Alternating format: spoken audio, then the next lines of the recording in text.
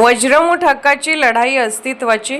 महाराष्ट्र राज्यातील सरकारी, निमसरकारी, शिक्षक, शिक्षकेतर कर्मचारी समन्वय समितीने आपल्या प्रलंबित आणि न्याय मागण्यांसाठी येत्या 21 एप्रिल 2026 पासून राज्यव्यापी बेमुदत संपाचे रणशिंग फुंकले आहे। या ऐतिहासिक लढ्यात Maharashtra government nurses association Sangli देखील सामील होत आहे।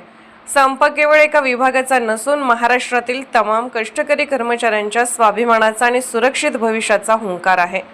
समन्वय समितीची सर्वात प्रमुख आणि कळीची मागणी म्हणजे जुनी पेन्शन योजनेसारखी म्हणजे माननीय मुख्यमंत्री साहेब यांनी विधान भवनामध्ये मांडलेले सामाजिक व आर्थिक सुरक्षिततेची हमी देणारी सुधारित पेन्शन योजना। या संदर्भात शासनाच्या अटी, नियम व मार्गदर्शक सूचना तात्काळ जाहीर करणे ही आहे।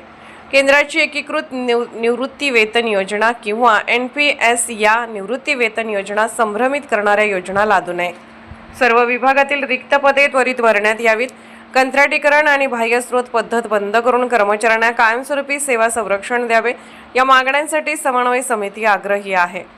समन्वय समितीच्या नेतृत्वाखाली या आंदोलनात मंत्रालयापासून ते ग्रामीण भागातील वसतिगृहे, निवासी शाळा आणि जिल्हा परिषद कार्यालयापर्यंतचा प्रत्येक कर्मचारी सहभागी होणार आहे।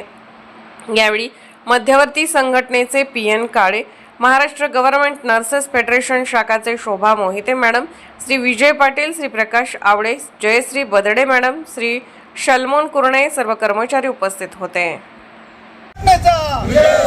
महाराष्ट्र गव्हर्नमेंट नर्सेस फेडरेशनचा विजय असो। मी महाराष्ट्र गव्हर्नमेंट नर्सेस फेडरेशनचे अध्यक्ष बोलते। कालपासून जो संप पुकारण्यात आले आहे त्या आजचा संपाचा दुसरा दिवस आहे।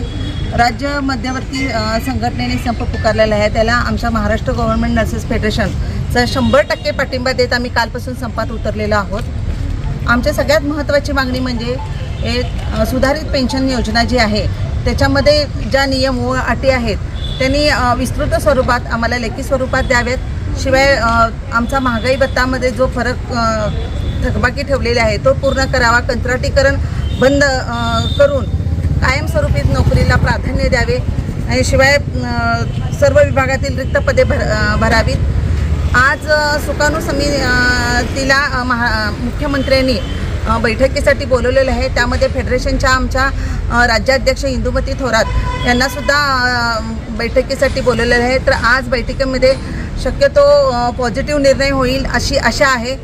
तर तोपर्यंत आम्हाला हा संप कायमस्वरूपी ठेवा।